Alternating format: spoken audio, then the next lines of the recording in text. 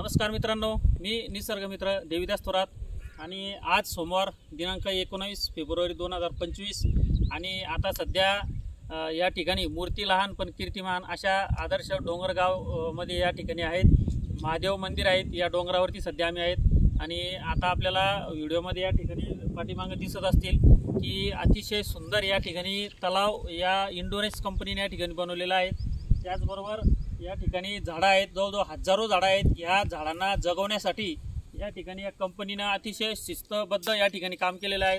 तर मी बघतो की या ठिकाणी जवळपास हजारो झाडं आहेत आणि या झाडाला जवळपास अंदाजे 6 का 7 एकर काहीतरी असं असावं आणि याच्यामध्ये हजारो झाडं आहेत, हजारो प्रकारचे झाडं आहेत। ऑक्सिजन पार्क या ठिकाणी तयार झालेला आहे आणि पक्ष्यांचा चिवचिवाट देखील मोठ्या प्रमाणावर ऐकू येतो आहे आणि त्याला कुंपण देखील केलेलं आहे, म्हणजे जनावरे या ठिकाणी खाणार नाही।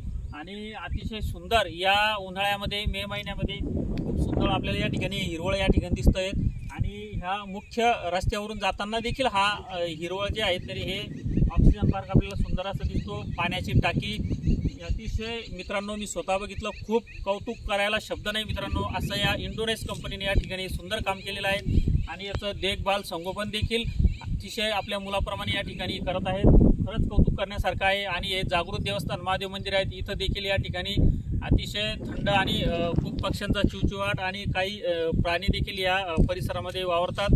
जंगली प्राणी खूप सुंदर आहेत। मंदिराचे या ठिकाणी नवीन रंगकाम झालेलं दिसत आहे। त्याचबरोबर सभामंडप देखील नवीन झाला, त्याला स्टीलचं कंपाऊंड देखील केलेलं आहे। तर एक पत्र्याचा मोठा शेड देखील या ठिकाणी आहे, पाण्याची टाकी आहेत, त्याचबरोबर विविध प्रकारची झाडे वगैरे या ठिकाणी आहेत। सुंदर या ठिकाणी दृश्य मित्रांनो आहेत आणि त्याचबरोबर या ठिकाणी मोठ्या प्रमाणावर झाडांमुळे खूप छान वातावरण भविष्यात निर्माण होणार आहे आणि हळूहळू टप्प्याने या ठिकाणी पूर्ण डोंगर परिसर हा जर असा हिरवळ झाला तर खूप या ठिकाणी वातावरण आता सुंदर होणार आहे आणि काळाची गरज आहे मित्रांनो।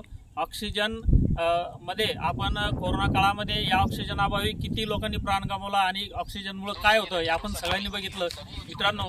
परंतु चूक दुरुस्त करताना या ठिकाणी आपले मानव कमी प्रमाणात दिसतात, परंतु या कंपनीने खरंच कौतुकास्पद काम केलेलं आहे। मी त्यांना धन्यवाद देतो निसर्ग मित्राच्या वतीने आणि या कंपनीचे धन्यवाद देतो। आणि मुख्य म्हणजे डोंगरगावातील जे गावातले वासी आहेत, सर्व डोंगरगाव ग्रामस्थांनी या ठिकाणी त्यांचं सहकार्य आहे, त्यांचं देखील या ठिकाणी त्यांना वारंवार मदत होते आणि या चांगल्या उपक्रमामध्ये संपूर्ण डोंगरगाव देखील त्यांच्या सोबत आहे आणि त्यांना वेळोवेळी येणाऱ्या अडीअडचणीसाठी सहकार्य करतात आणि त्यांचं देखील योगदान आहे। छान त्यांना या ठिकाणी मी धन्यवाद देतो।